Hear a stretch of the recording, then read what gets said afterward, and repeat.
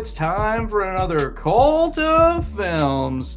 That's right, the show where I and sometimes guests maybe talk about your favorite cult films. The very first episode we talked about with Nail and I, a movie that I cannot believe I didn't hear of until my co-host for that episode, Mr. Ted Rodney, showed me the light, so to speak. But this film was very near and dear to my heart, was injected into my childhood, whether it probably should have been or shouldn't have been. It came out in 1984, and that is Suburbia, Roger Corman's Suburbia. And with me this episode to talk about Suburbia is the person responsible for injecting this into my brain at a young age, and that is my sister, Becki Morgan. Thank you for joining me.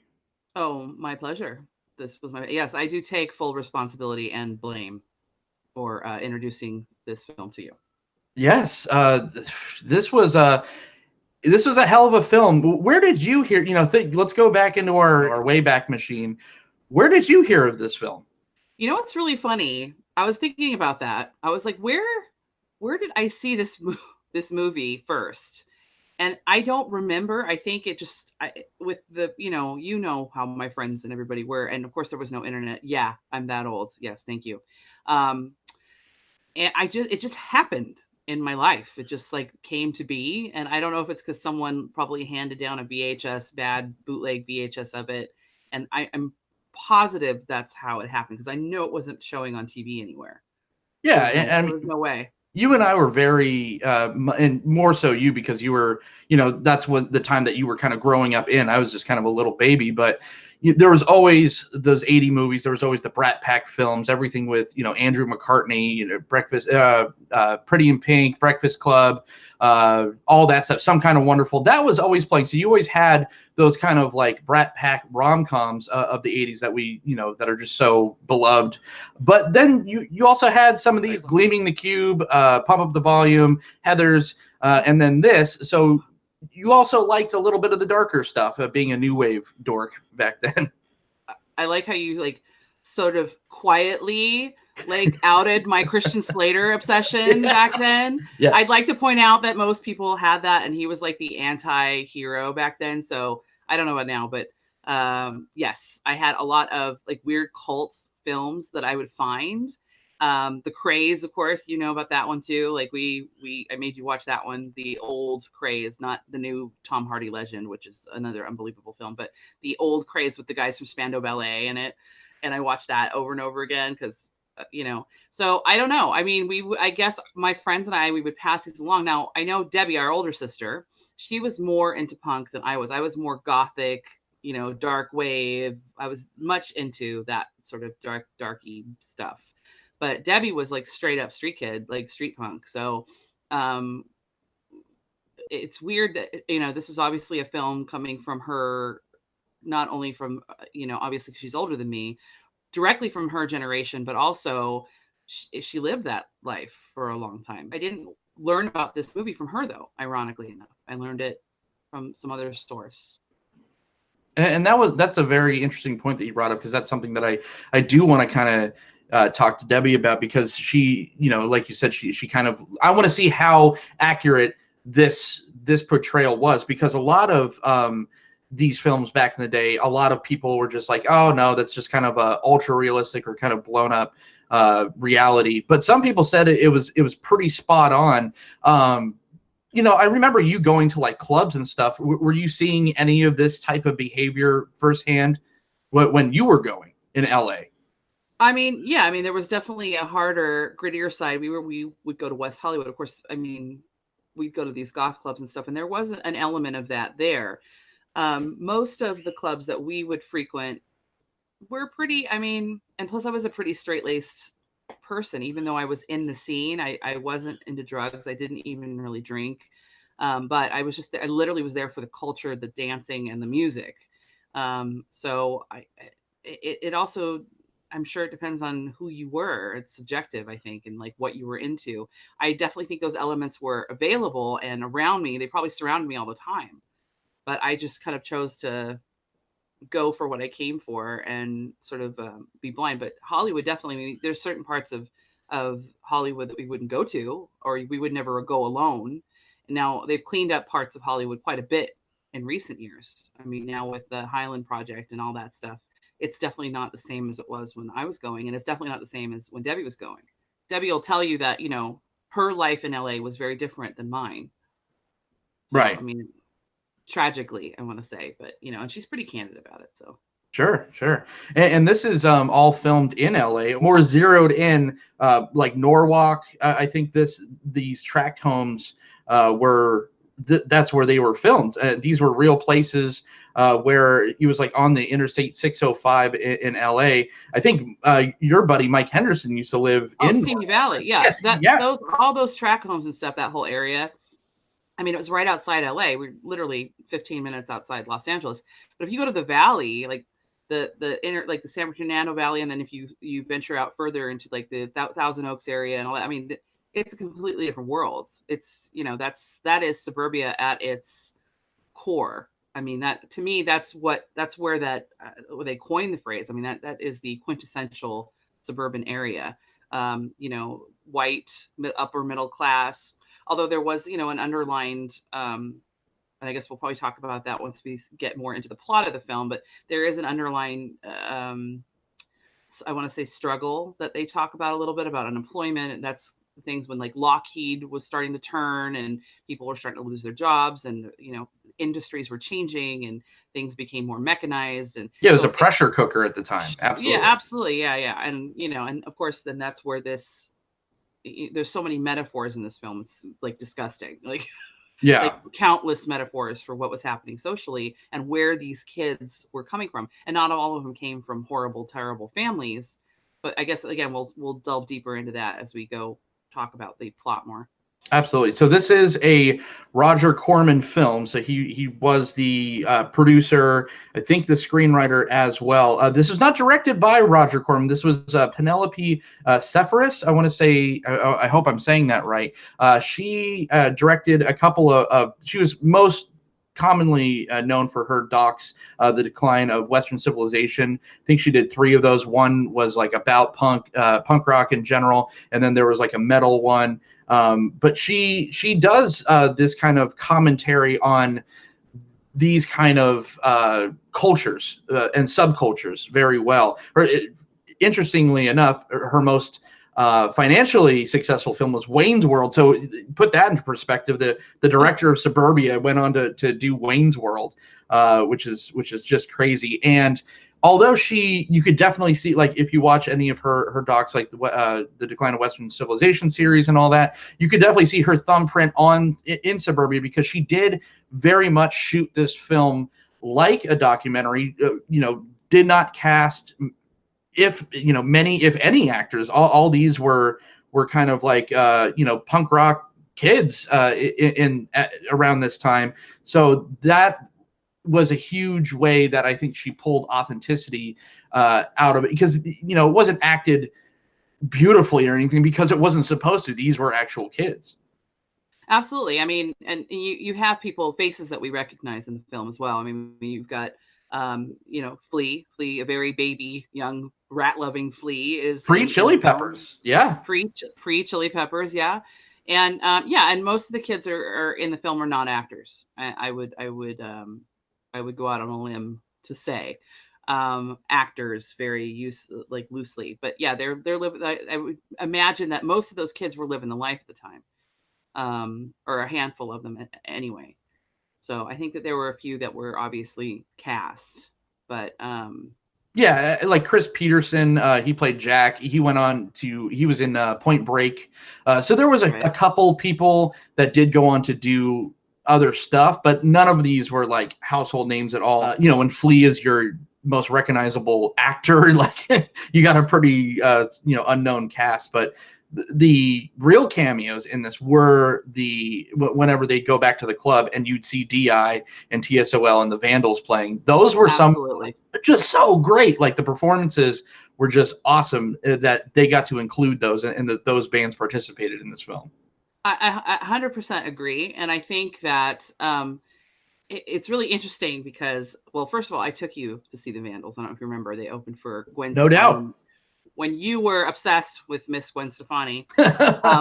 Since you outed my Christian Slater thing, I'm out the Gwen Stefani thing, just to be fair. Sure. But the Vandals opened, of course, are much older Vandals, and Yes. I think, but they were still fun, and I do believe that the band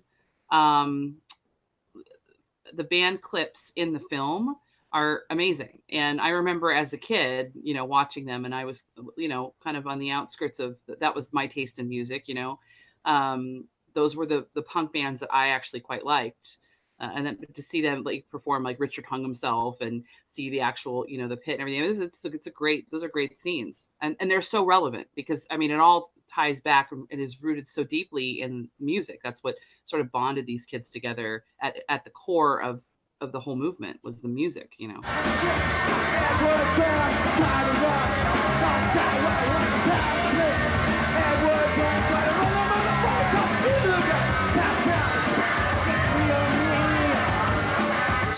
think about it too, because at 1984, this was either pre MTV, the music video boom, or maybe while it was happening. So this was like for people like Debbie, that is a bit older than us, that grew up with these bands.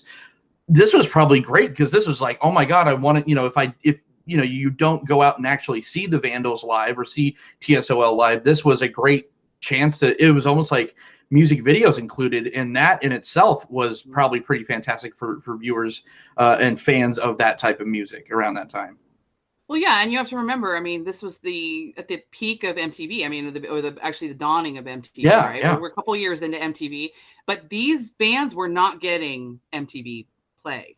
These were bands that were so relevant for that time in the music scene, but they were not getting played on the air, on mainstream radio. They were not getting, aside from the Sex Pistols, but even the Sex Pistols weren't getting MTV time. So films like this that were coming out of like the, just kind of oozing through the cracks of the woodwork of society, that those of us that liked weird, darker, that could understand, that had, not mainstream taste in music. Obviously this was delicious for us because we could see our bands play. Talking about, musical documentaries of that time. Depeche Mode 101 was another one that, Depeche Mode wasn't getting a huge amount of MTV time, but again, we had 101, which you'd have to go and get and seek. And that was kind of the cool part about that, is that not everybody was watching it. Now internet, it's, everything's so saturated, but back then, if you were like committed, if this was your thing, you'd have to go and find it and get it, and that's, these little blips of these bands playing in the film Suburbia was that thing. It was those gems, for those real music fans. Yeah. And thinking about it back then, I remember you having not only every Depeche Mode tape, cassette tape back then, but you also had to buy like VHSs with their music videos on them. And that's how you would consume content back then. It sounds so crazy, but you'd go to your Sam Goodies or your Tower Records and have to go buy video cassette tapes of your music videos and watch your content that way, which is just crazy. So and that's for Depeche Mode, who is like you said in 101, it was kind of funny because when they were coming up, that's when like the big hair metal thing was going on. So Guns N' Roses, that was what was playing everywhere, and Bon Jovi and all that. So Depeche Mode had a very loyal following, but it wasn't as loud as the other side. So you can only imagine that you would never see a DI. You would have to probably go get bootlegs of these kind of tapes to see these. So it was just such an awesome piece that they got to include the music and how that was the driving backbone of the story. So now we're gonna kind of jump right into it, but let's take a little closer look at Roger Corman's Suburbia. Okay, so meet the kids from Suburbia. There's Jack. Wake up and smell the coffee, man. Sheila. Because I have so many scars already. Joe. That could be there all your life. And Ethan. I feel kind of scared. You'll love him. Or hate him. Metal rejects running wild in our street.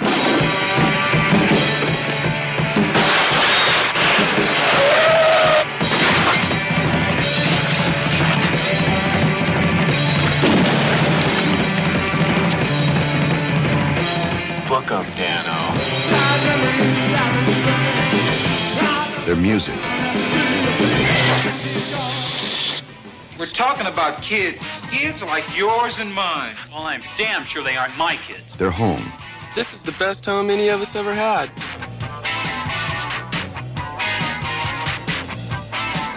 Besides, if we didn't have each other, we wouldn't have anything. And nobody's gonna take it away from them.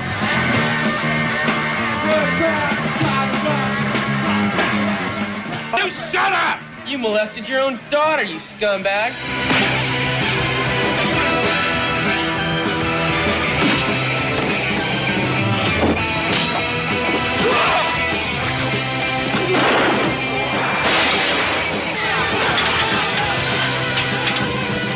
Hasta luego, shitface.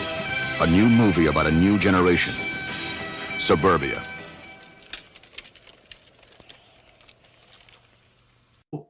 Even though it was, again, directed by Penelope Sepharis, again, I hope I'm saying her name right, Roger Corman definitely had a huge influence on the production of this. In traditional Roger Corman style, if you don't know who he's very much an exploitation style director. And of course, you should know who Roger Corman is. If you found this kind of a show and you're interested in clicking on it, you probably know who Roger Corman is. He's been around for, I think he's like 92 years old. He's influenced everyone from Francis Ford Coppola to, name it. He's just been so instrumental. But his style of filmmaking, he has like this weird rule of thumb where it's just like every 30 minutes or every 20 minutes of your film needs to have some kind of violence, sex, or sexual violence in it. Which is very evident because how the film starts out is this tiny little baby just getting ripped to shreds by a pincher, which is just looking at it now, thinking about it when I saw that initially when I was a child, I was like, wow, that's a horrible thing. I mean, it looks pretty ragdollish now, but it was still pretty effective scene watching it, even though I guess the effects don't hold up. Yeah, and I agree. I mean, and I think that was the whole point, right? I mean, that's to come out of the gate and highlight the brutality of what's to come, or even highlight the brutality of what is in store for this girl, in her life choices, leaving home. And then of course we find out later. And is the dog himself like symbolic of what is of society, like just what these failed parents have done to these kids, like, what's happening. And I mean, and it's funny because, and the special effects do not hold up. they never really did. And that's okay, because again, that's the part of the charm of this film, is just the grittiness of it. Like it could only be that way to me.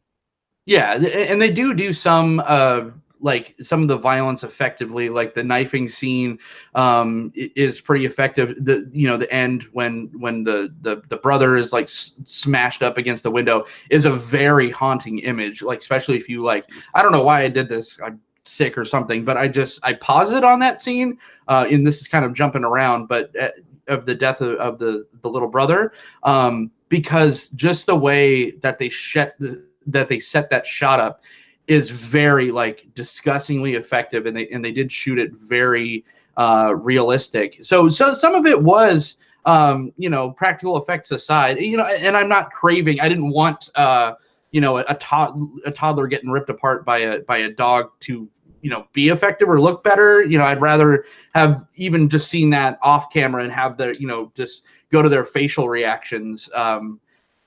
But nothing I think would have been more effective than the something that we got. But yeah, like you said, it was a tone setter, right? It was just to say, this is the type of movie that we're going to watch. And then like 15 minutes later, there was, and this was something that I really wanted to ask Debbie about, going to these kind of shows.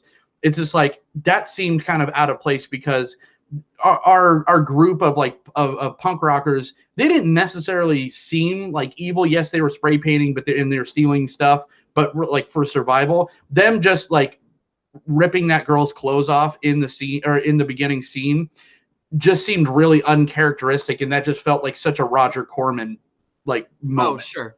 And Debbie and I actually talked. I can probably speak for her on this, because we just talked about this scene the other day, And she said on all of the punk shows she ever went to, nobody's clothes were ever ripped off. Yeah. That never happened. Now, is that to say that the punk scene wasn't male dominated? No. I mean, obviously it was. I mean, most things are male dominated, I guess. Sure. Yeah.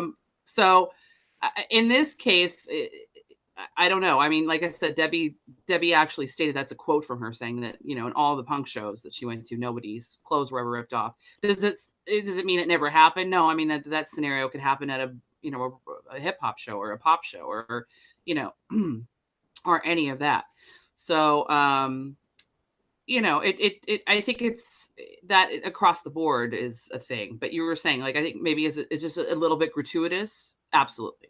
Yeah.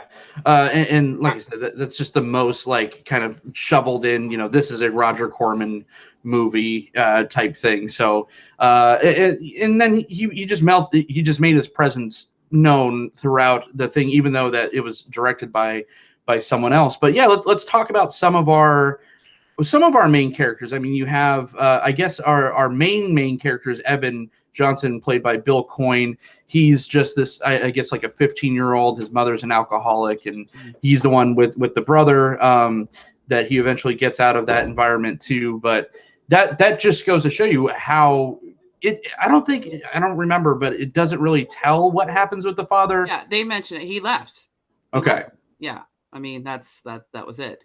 And you know, and that again, here's an era of that happening a lot, where the men, you know, and eras and generations before that, the men were expected to take care of their families. They were going to work and they were earning their bread and butter and coming home, and the woman was to stay home and she was to take care of her family.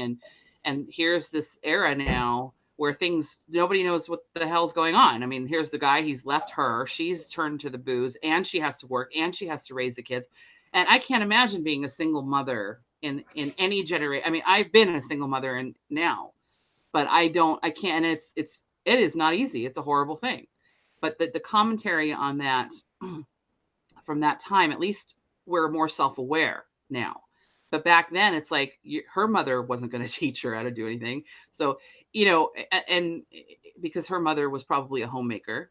So it's just, to me, it's a commentary, again, on the single mother in that era where there wasn't a lot of resources. So she was obviously an alcoholic. She had trouble dealing and coping. And who paid for that? The kids paid for that. The whole generation of kids paid for that, for these people. And, you know, it's such a strange era, you know, our parents included. This is very strange. I mean, it was kind of this in-between era. Like, you know, our parents came from the 1940s and 50s, and their parents were, you know, pretty cut and dry, you know.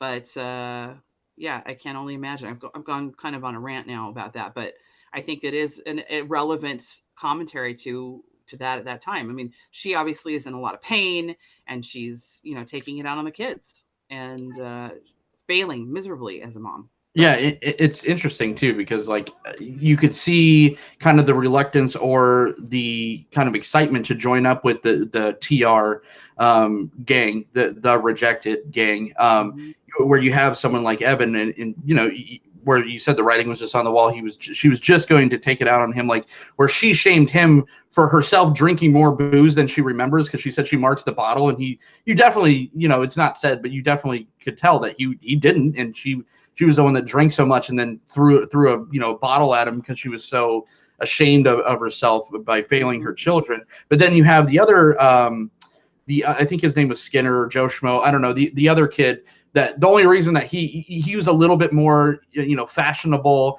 and he wanted to leave because his dad decided to, you know, be gay, or, you know, come out being gay. So you could see he kind of joined up reluctantly, but then left, and then wound up coming back because of the girl, I think Sheila. You know, he kind of found her. So it is, you know, there's something to be said about necessity of living that lifestyle, and it just kind of being a romanticized lifestyle. Because back then, you know, thankfully my kids can't leave now without being tracked and brought back to us like immediately. Back in those days, like 1980s, you know, kids were running away all the time. There wasn't really a lot to do. Like, where it was just kind of silly to me that when those kind of like redneck guys, they're kind of the MacGuffin of the whole movie. They're riding around shooting all the dogs, Right. and when the cops show up, they know about these underage squatters that are in this neighborhood, and they're like, yeah, but just don't shoot the dogs and with the guns. These are my dogs. What the hell are you dressed up for? Yeah, where's the war? Up your ass. Up your ass? I'd like the long end of this rifle up your ass. This movie was so about its time, and very evident about this kind of thing, because like you said, how unfortunate it was that this was just happening all the time because people were just losing their jobs or succumbing to addiction and all this stuff. So I thought it was, even though it's a film, it was very much as close to a documentary as you could get. Yeah, and I mean, and the commentary for Joe Schmo, and his dad was gay, so in his mind, and obviously we had Jack make a couple of racial slurs because his stepdad was black.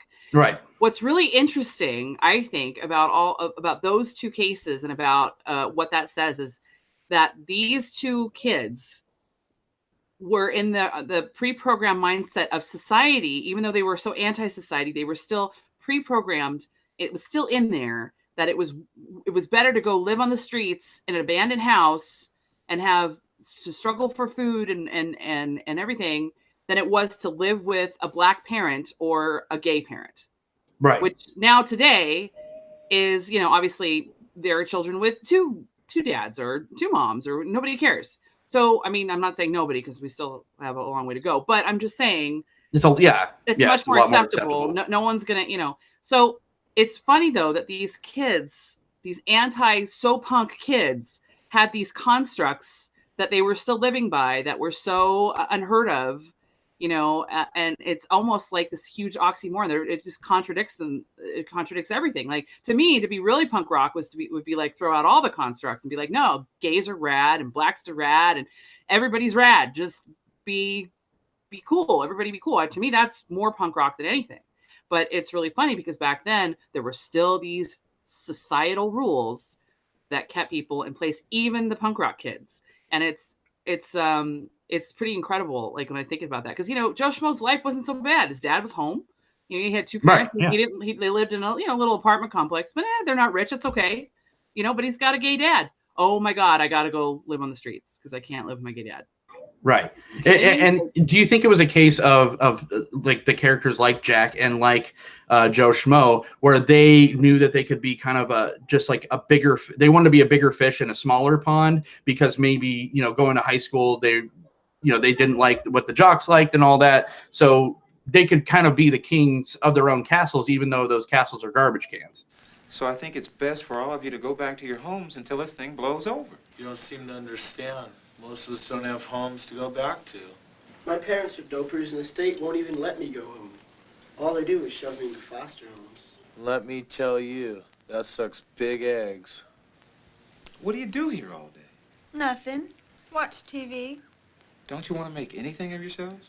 What's to make? Well, there's families for one thing. Careers, college. Families. Everyone knows families don't work. College? Most of us couldn't afford lunch in high school. Absolutely. Oh, of course. Because, I mean, that's part of the punk rock thing too, right? Is anti-structure, right? That's the big thing, anti-structure. No one's going to tell me what to do kind of thing, even though in the long run, it's probably better that we all have some kind of structure so that we become productive people that are happier in our adult lives. But you don't know that when you're a kid. You're just, you just want to do whatever you want.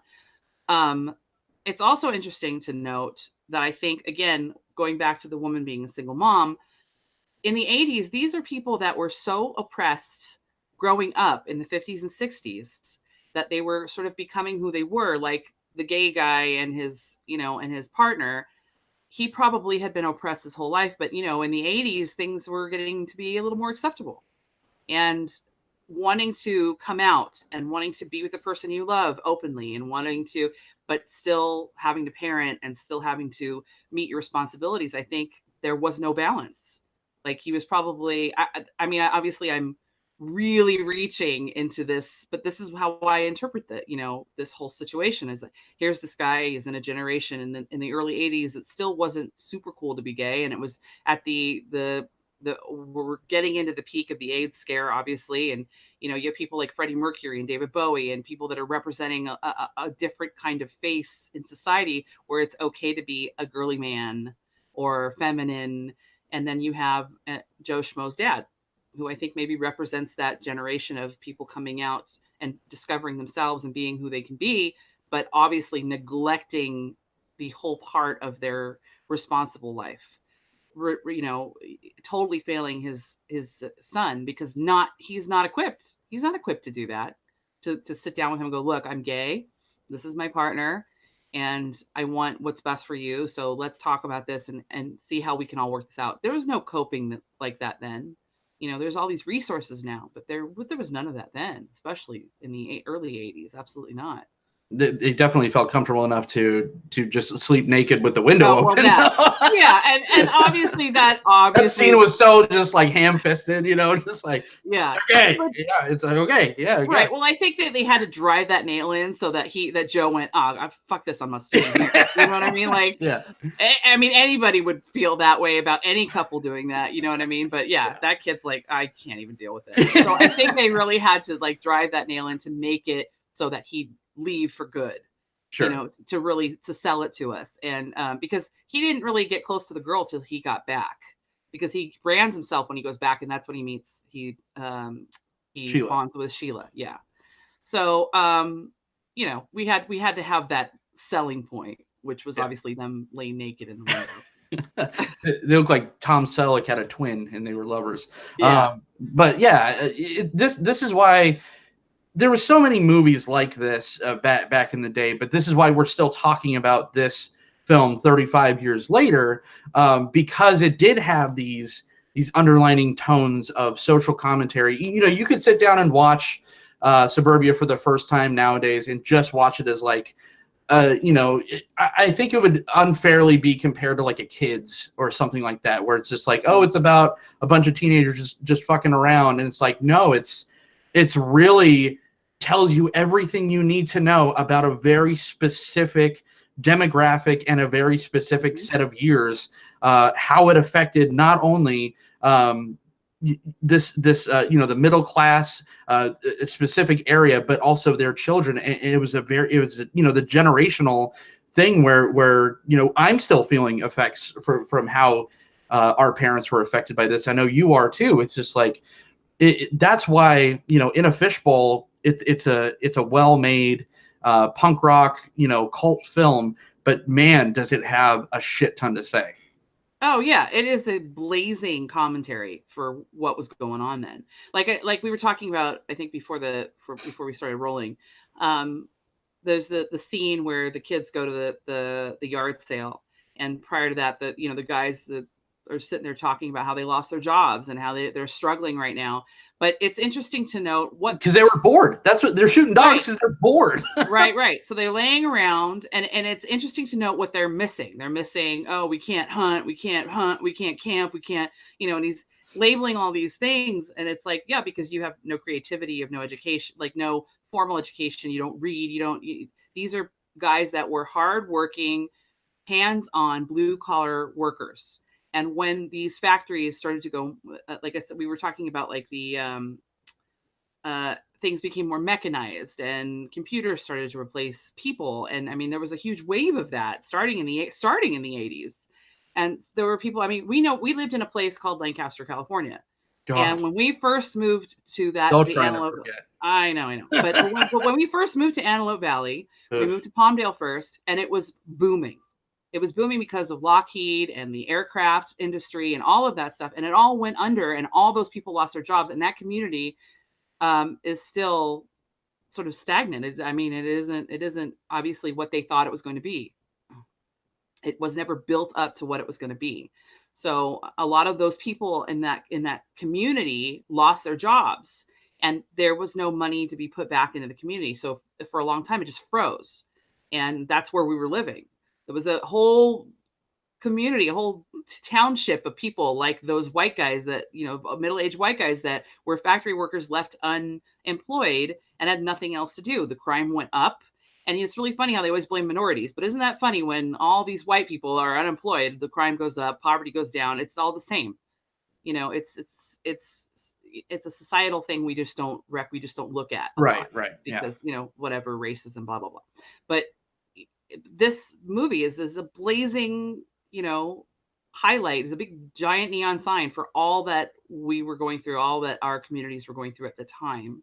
And it's very much validation to go back and look at that. And you're like, that's exactly how we felt. And that's exactly why that happened. And yes, my parents didn't have a lot of employment, or, my friend down the street, his dad lost his job and they started drinking, or, whatever it was, and then you have this big metaphor in the film for the dogs, these wild dogs, because all these parents just kind of gave up.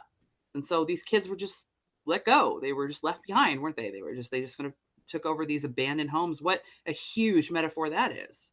Yeah. So, as a film, it just kind of, if you look at it just from a structural purpose of, just having 3 acts and whatnot, it does ramp up. It's constantly ratcheting up tension like a pressure cooker, like what's going on. And then it just rips your heart out, and then it ends. And it's literally, it just literally ends with people's, mouth guffawed and walking away. And that was probably one of the most effective endings ever, because right before that we have this almost like National Lampoon-esque, like Three Stooges fight, where it was almost comical. Like I was literally laughing last night at like 2 a.m. while we were watching this, where you seeing like the girls throwing hot coals into the bad guy's eyes. It was like doink, oh, do, do, do. You could literally hear the like dun dun chicka chicka dun dun, like the chicken dance like song in the background, watching this fight. And it's funny until it's fucking not, and right, a little kid gets smashed, and then the movie ends, and you're like, yeah. Well, again, I mean, everything in this film is a blazing metaphor. And at the end, who gets killed? It's the most innocent. It's the most, non-contributing to both of the sides of everything. That's who gets it in the end, but I think it's interesting again that the guys that were hunting and shooting and doing all that stuff, they're the ones that are out there killing the dogs, and they're the ones that essentially were responsible for the death of this kid at the end. So, who's the bad guy? We know from the beginning who the bad guys are. Well, it just, to me, I took it as it's amateur hour all over the place. Because you have Jack and Skinner and all them kind of running the thing. And I love Skinner so much. He's such a great character. But you have this group of kids that are just a group of kids that are accidentally leaving all these drugs out for Sheila to consume. And then you have these idiot like weekend warriors that are just bored with their life, so they're just gonna go bully a couple kids, because they're not gonna bully people that they know they could kick their ass, so they're gonna go scare a bunch of kids. And then what's the aggregate of all this tomfoolery and shenanigans? Well, it's a child's death on everyone's hands. I think kind of if there was an epilogue of the film, you would probably see, I would want to see something like Jack or whoever like move back in there with their family, but there's still going to be some of them like Flea's character. He literally has nowhere to go. Like all these kids are still out on the street.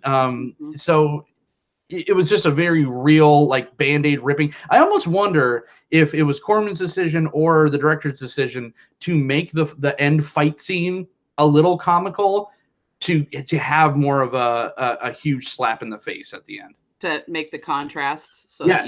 that you have the contrast of the comical fight and then the kid dying at the end. Yeah, for sure. Yeah, I mean, and yes, I agree like with everything you said about the little boy getting killed at the end. I mean, it now, of course, being a mom, of course, it kills me even worse. I think that's way worse than the little girl at the beginning getting it from the dog. It's a boy in the beginning. Is it a boy? Yeah. Oh, okay. Well, then whatever. The baby at the beginning. Yeah. I think the little boy dying at the end, because now we're emotionally invested in this little boy. We've watched his little evolution, we've watched all of that, and now he's getting it. But yeah, I think that visually that scene is incredibly impactful, and it's disturbing. That's the word. It's just super disturbing. Obviously, you and I and like our sister Debbie definitely love this film. It's very near and dear to our hearts. I don't know how many Suburbia fans are out there, but who would you recommend this film to?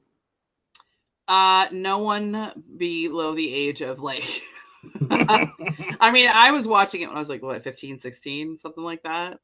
I don't know. I mean, I would recommend it to any 80s fan, any fan that is anybody who is looking to understand the punk culture more in America, because it's completely different than it is obviously where it was overseas, where it was born. I would say a punk music fan, and I don't mean like Blink-182. I mean like real punk music fan. I'm just saying. Watch it. Hey, the guys from Blink are very nice. I've met them all. They're very sweet guys. But I'm just saying, like, you know what I mean? That's my little name drop right now. But whatever. I've had like second conversations with them. But anyway, I would say like real, like at the root of punk. Like if you're a punk fan, I don't know. I would recommend this to anybody, really. I mean, it's such a great film. It's almost like I don't know, like it might be an acquired taste. I'm not going to lie. Obviously, Roger Corman fans should definitely watch it. I think it's a hidden gem. I think a lot of people probably have seen the more mainstream Roger Corman stuff. I say mainstream Roger Corman very lightly, like more like the Vincent Price sort of Hammer-esque stuff that he's done. But I definitely would recommend this to our upcoming generation that have not had the pleasure. Yeah, if you like this kind of social commentary, doc-esque kind of filmmaking, I think that if you are interested in the punk movement back in the day, I think that you start out with something like an SLC Punk. If you're still in, you go to an American History X.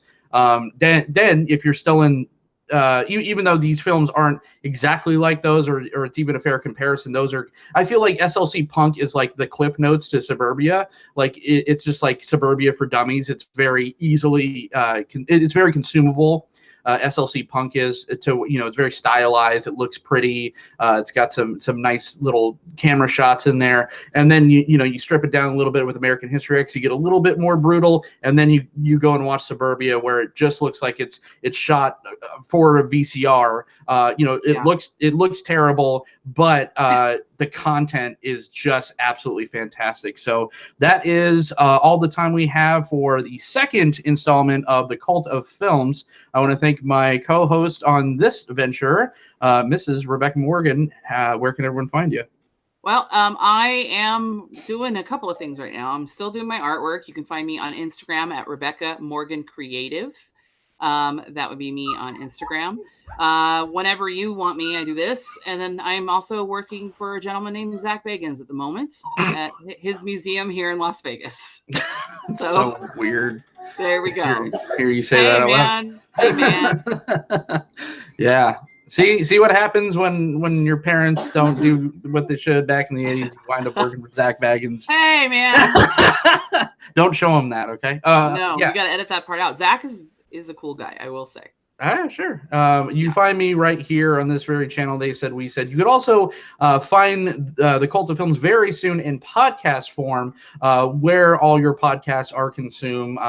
iTunes, iHeartRadio, Spotify, Stitcher, all that good stuff, where you could find Director's Cut right now up and running. But yes, soon the Cult of Films will be joining that show as well. If you want to support the show directly, or you want to support anything else we do here on They Said, We Said, you could go to patreon.com, and all of the proceeds go to kind of upping the production value of this very channel. So until next time, we will see you all, film freaks, at the cinema.